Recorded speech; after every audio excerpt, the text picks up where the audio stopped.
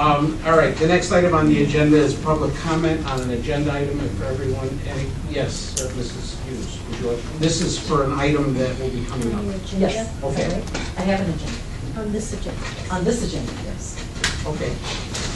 If you would just identify yourself for the record.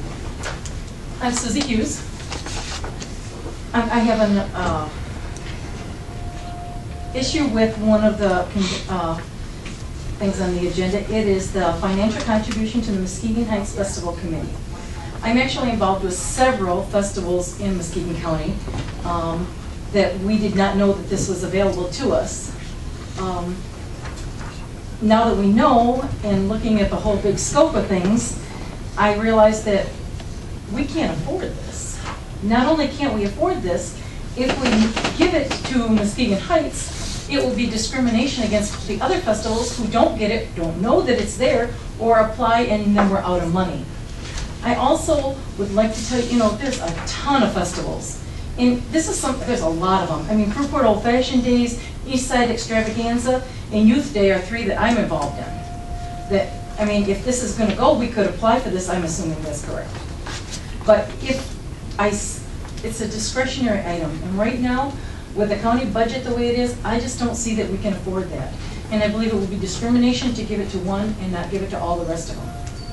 I also noticed that I've been following the budget quite frequently, and as I know you have, and believe me, you have my sympathy for trying to deal with all of the things that are coming before you right now with the constraints that you have financially. But I did notice that under the budget, City of Muskegon Heights owes the county quite a bit of money. And I also noticed that on your accounts receivable policy, it says that whenever there is an unpaid amount on account for a county service, further services shall be withheld until full payment and accrued interest has been received. So I believe that that's something that would not even be available to them as long as they have a balance due to the county. But I do think that this is something that is so discriminatory to give it to one festival and not the others. If it's available to all the festivals, I think it should be made public and let every festival know it's there, because people could apply for this and they don't know it. And if it's going to be available, then I think it should be available. And I would like to say that Scott Plummer is right about inspections. Sometimes when you try and do those things yourself, you don't know all the hoops you got to jump through, and believe me, there are a lot of them.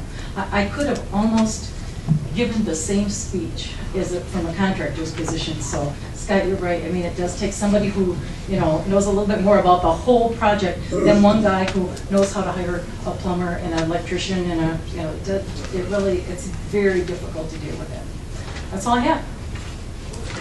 Okay, anyone else?